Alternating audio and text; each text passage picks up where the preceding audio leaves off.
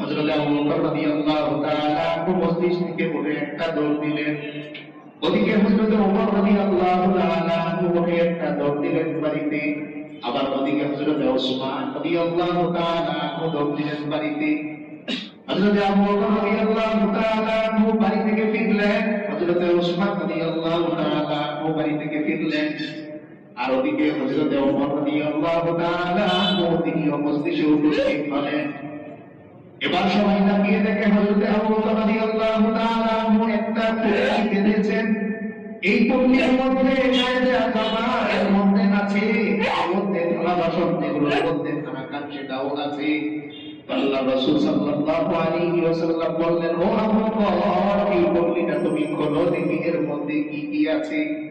তো এবার হযরত আবু বকর রাদিয়াল্লাহু তাআলা যখন পল্লীটা খুললেন তো দেখলেন ঘরের সমস্ত ব্যবহার করা আসবাবের মধ্যে তিনি বেঁধে নিয়ে এসেছেন। এবার আল্লাহ রাসূল সাল্লাল্লাহু আলাইহি ওয়াসাল্লাম জিজ্ঞেস করলেন, ও আবু বকর, এ তো তোমার ঘরের মধ্যে ব্যবহার করা সামান, তাহলে ঘরের মধ্যে তুমি কি রেখে এসেছো?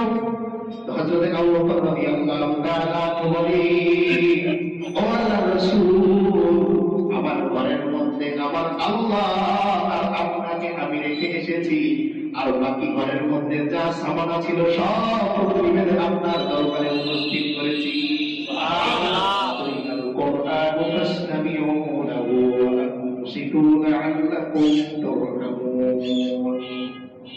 আল্লাহ তাআলা বলেন যে যখন তোমাদের সামনে কোরআন তেলাওয়াত করা হয়, কোরআন যখন তোমাদের সামনে পড়া হয়, তখন তোমরা ফাসতামিউ লাহু, কান দিয়ে নয় বরং দিলেরও একটা কান আছে। দিলের একটা কান আছে না? দিলের এই কানের কথা আমরা কিভাবে বুঝবো? দেখবেন সন্তান শত মায়ের ধরে বিপদে পড়ে যায়, কিন্তু মার মনের মধ্যে কেমন যেন সেই বিপদের সংকেত চলে আসে। আসে তো? এটা তার হৃদয়ের টান, হৃদয়ের টান, নারীর টান যেটাকে বলে, এই টান তার দিলের মধ্যে এই জিনিস সৃষ্টি করে, পয়দা করে যে তার সন্তান কোথাও বিপদে পড়েছে। আল্লাহ তাআলা যে আয়াত আমরা শুনলাম, এই আয়াতের মধ্যে আল্লাহ তাআলা বলতেছেন যে যখন তোমাদের সামনে কোরআন তেলাওয়াত করা হয় তখন তোমরা মনোযোগ দিয়ে দিলের কান দিয়ে শুনবে। তো স্বাভাবিকভাবেই প্রশ্ন আসবে, দিলের কান দিয়ে কেন আমি কোরআন শুনবো? তো আল্লাহ তাআলা শেষে বলতেছেন, লাআল্লাকুম তুরহামুন, ও বান্দা, যাতে তুমি আমার পক্ষ থেকে দয়া প্রাপ্ত হও, দয়া পাও, দয়া স্বীকার করি। এখন প্রশ্ন হচ্ছে, কোরআন শুনলেই আমি আল্লাহর রহমত পাবো, প্রক্রিয়াটা কি? প্রক্রিয়া হচ্ছে এই যে বান্দার দিলের মধ্যে গুনাহের দাগ পড়তে পড়তে পড়তে পড়তে এখানে রহমতের স্পর্শ লাগে কিন্তু অনুভব হয় না। যেমন কেউ যদি মোটা কাপড় পরে, তো মোটা কাপড়ের উপর আপনি তাকে চিমটি কাটতেছেন, চিমটি ঠিকই কাটতেছেন, কিন্তু সে ব্যথা পাচ্ছে না, কারণ তার গায়ের মধ্যে মোটা কাপড় বা মোটা চাদর রাখা আছে। কিংবা আপনি তাকে ব্যাট দিয়ে আঘাত করতেছেন, তো আঘাত তো আপনি ঠিকই সজলে করতেছেন, কিন্তু তার গায়ের উপরে মোটা জামা কিংবা কাপড় থাকার কারণে এই আঘাতটা তার দেহের মধ্যে, তার ত্বকের মধ্যে স্পর্শ করে।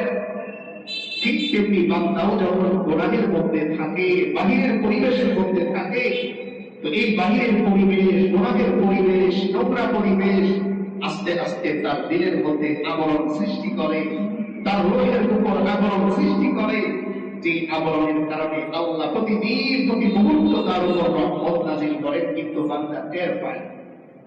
কিন্তু যখন এই বান্দাটা কোরআনের মজলিসে বসে যায়, কোরআনের আয়াত তার দিলের মধ্যে প্রবেশ করে, তা কর্ণগহরে প্রবেশ করে, তখন এটা ওই পরিষ্কার করা সাবানের মতন তার দিলের ময়লাগুলো পাক সাফ পরিষ্কার ধুয়ে মুছে দেয়, আর তখনই আল্লাহর রহমত সেখানে এসে পাঠায়। সুবহানাল্লাহ। এই তাফসীরুল কোরআন মাহফিলের মধ্যে আমরা যে অংশগ্রহণ করছি, এর অন্যতম একটি ফজিলত হচ্ছে এই যে এর মাধ্যমে আমার আপনার হৃদয়ের মধ্যে যে ময়লা আবর্জনাগুলো জমেছে গুনাহ নামে, এই ময়লা আবর্জনাগুলো আল্লাহ তাআলা ফেরেশতাদের মাধ্যমে পরিষ্কার করেন। সুবহানাল্লাহ। বলেন তো, ধোবার কাপড় ধোয়া আর আমার আপনার কাপড় ধোয়া একরকম? ধোবার কাছে যখন যায় তো নোংরা কাপড়টা নতুন হয়ে আল্লাহ এই আয়াতের মধ্যে বোঝাচ্ছেন যে বান্দা তোমার এই দিনটা গোনা হতে হতে হতে হতে নোংরা ময়লা হয়ে গেছে, আসো তুমি আমার কোরআনের মজলিসে বসো, আমি আল্লাহ আমার ধোপা ফেরেশতাদের মাধ্যমে তোমার এই ময়লা রোগটাকে আত্মাটাকে পাক সাফ লন্ডি ইস্ত্রি করে তোমার মধ্যে আবার আমি ফিরিয়ে দিই। সুবহানাল্লাহ। তো এই আয়াতের তাফসীর আমরা আজকে শুনবো সূরাতুল বাকারা। এই সূরাতুল বাকারার মধ্যে গত সপ্তাহে আমরা হযরত ইব্রাহিম আলাইহিস সালামের ঘটনা এবং হযরত উযাইর আলাইহিস সালামের ঘটনা সম্পর্কে জেনেছিলাম। আজকে আমরা একটি মানব কল্যাণমূলক একটি বিষয় যেটি আল্লাহর পক্ষ থেকে বান্দার জন্য উৎসাহ হিসেবে এসেছে, যে বান্দাকে আল্লাহ তাআলা যে সম্পদ দান করেন, এই সম্পদের মধ্যে আল্লাহ তাআলা একটা হক পৃথিবীবাসীর জন্য রেখে দিয়েছেন। যেই যেই টাকার মালিক হোক না কেন, যে যেই অর্থের মালিক হোক না কেন, সেখান থেকেই একটা অংশ যিনি তাকে দান করছেন তার নামে আল্লাহ রাস্তায় দিয়ে দেয়া। এই বিষয়ে আজকে আমাদের তাফসীর হবে ইনশাআল্লাহ। সূরাতুল বাকারা 261 নম্বর আয়াত, 261 নম্বর আয়াত থেকে এই আয়াতের মধ্যে আল্লাহ তাআলা বান্দাকে উৎসাহ দেওয়ার জন্য বলতেছেন যে বান্দা তুমি তো তোমার পকেট থেকে একটা 10 টাকার নোট দান করে দাও, কিন্তু আমি আল্লাহ এই 10 টাকার নোটটাকে 1 টাকায় করে দিই 700, তো 10 টাকায় হয় কত? 7,000। তার মানে তুমি অফিস থেকে বাসায় যাওয়ার সময় যে 10 টাকার নোটটা কারো হাতে কিংবা মসজিদের দান বর্ষে তুমি যে দিয়ে এসেছো, আমি আল্লাহ এটাকে লেখার সময় 7,000 করে লিখে। এখন এই কথা যদি কেউ মুখে আমাদের বলতো তো আমি তো বিশ্বাস করতাম না।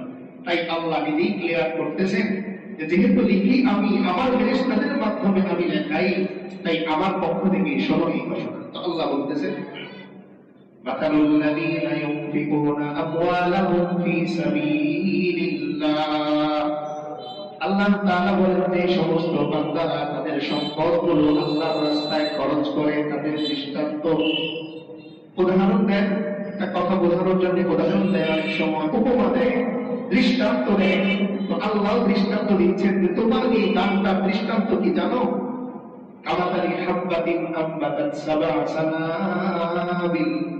আল্লাহ বলেন একটা শস্য দানার মতো, যেই দানাটা 7টা শীষ উৎপন্ন করে। কয়টা শীষ? 7টা। বীজ লাগানোর পরে সেই দানাটা শীষ উৎপন্ন করছে কয়টা? 7টা। এরপর আল্লাহ বলেন ফী কুল্লি সুবুলাতিন মিআতু হাব্বা। আবার এই প্রতিটা শীষের মধ্যে 100 করে দানা উৎপন্ন হয়। তার মানে এক একটা ডালের মধ্যে যদি 100 করে হয় তো 7 ডালের মধ্যে 700 হয়। তার মানে বান্দা যখন তুমি আমার সন্তুষ্টির জন্য 1 টাকা দান করে দাও, তো আমি আল্লাহ এই 1 টাকাকে 700 টাকায় পরিণত করে দিই। সুবহানাল্লাহ। আল্লাহ তাআলা একদম উদাহরণ দিয়ে বোঝাচ্ছেন যে বান্দা তোমার এই 2 টাকার নোটটা আসলে 2 টাকা নয়, বরং আমি আল্লাহর কাছে তোমার এই 2 টাকার নোটটার দাম 1400 মানে 1400 টাকা। আমি দান করি 2 টাকা, তো আমার আল্লাহ লেখেন কত? 1400। আমার বিশ্বাস হোক বাবা হোক। এজন্যই হাসরের ময়দানে বান্দা যখন আমল নামার পাশ দিয়ে যাবে তো বিশাল আমল নামার পাহাড় সে দেখতে পাবে।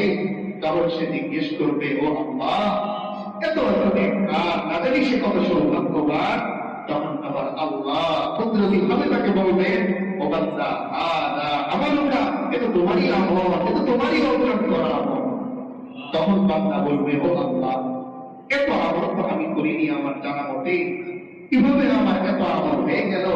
তখন আল্লাহ তাআলা তার এই মনোরঞ্জনের জন্য তার আমল নামার নথিটা সামনে তুলে ধরবে, আর সে সেখানে দেখতে পাবে অমুক দিনের 10 টাকাটা আল্লাহ 10 লক্ষ করে লিখে দিয়েছে।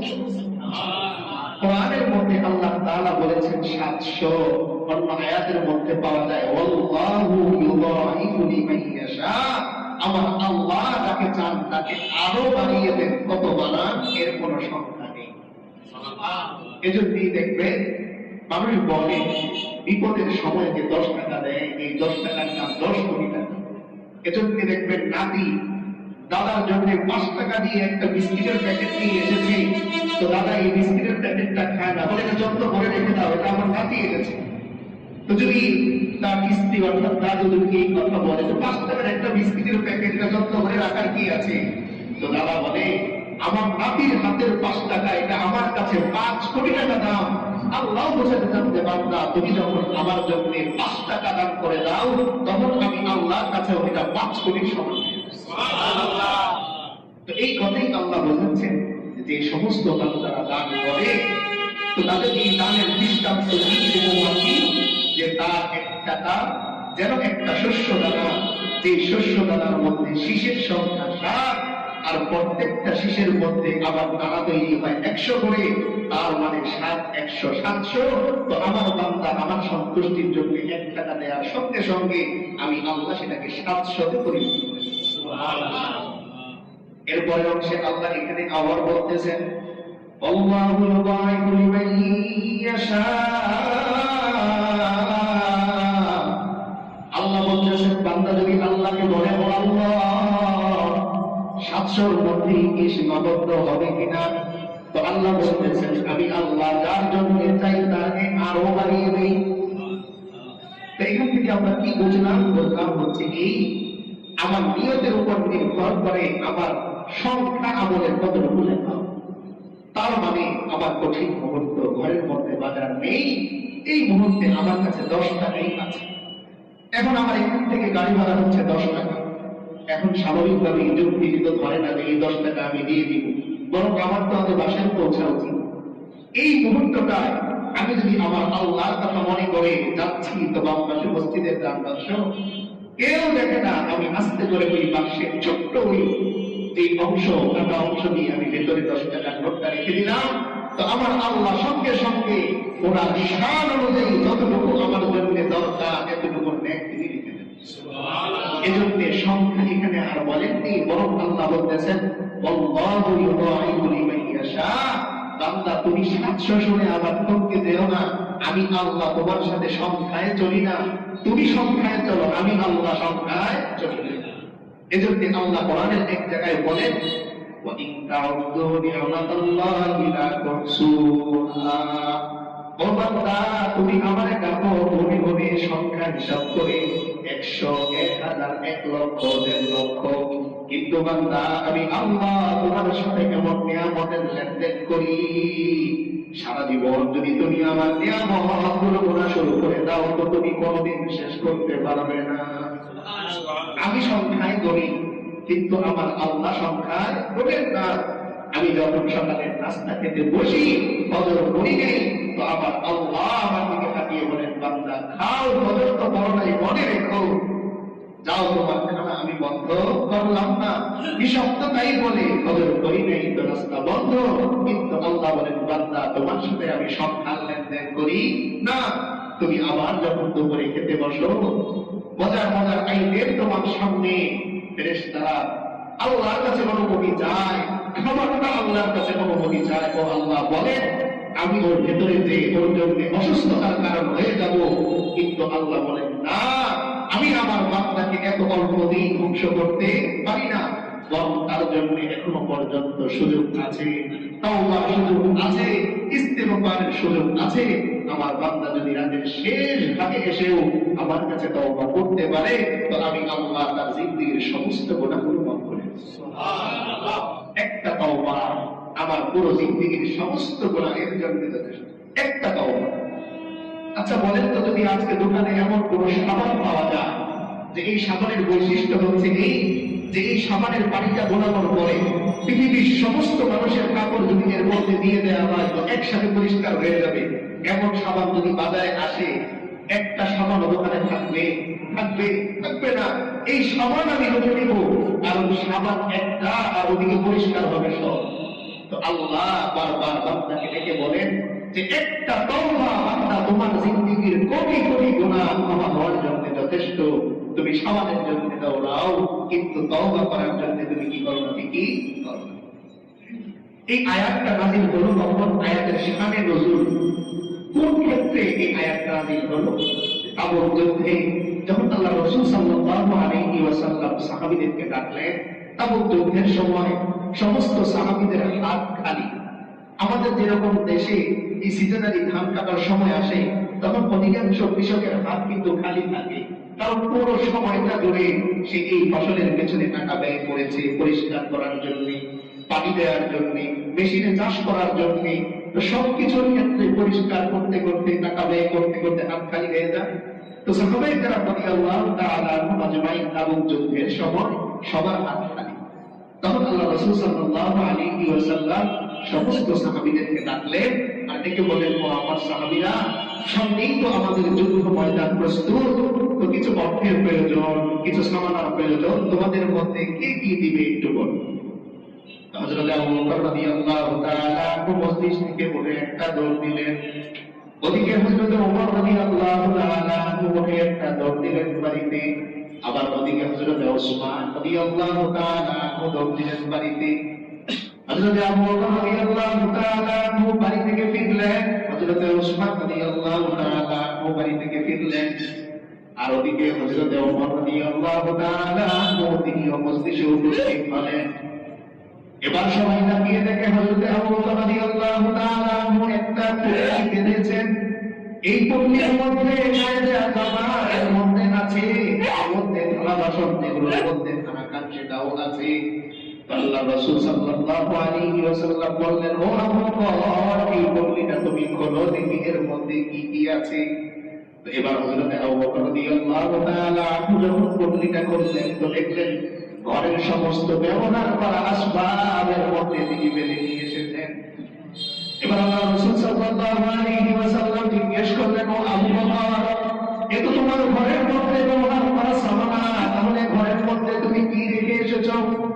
হযরত আবু বকর রাদিয়াল্লাহু তাআলা বলেন, ও আল্লাহর রাসূল, আমার ঘরের মধ্যে আমার আল্লাহ আর আপনাকে আমি রেখে এসেছি, আর বাকি ঘরের মধ্যে যা সামানা ছিল সব পরিবেদে আপনার দরবারে উপস্থিত করেছি।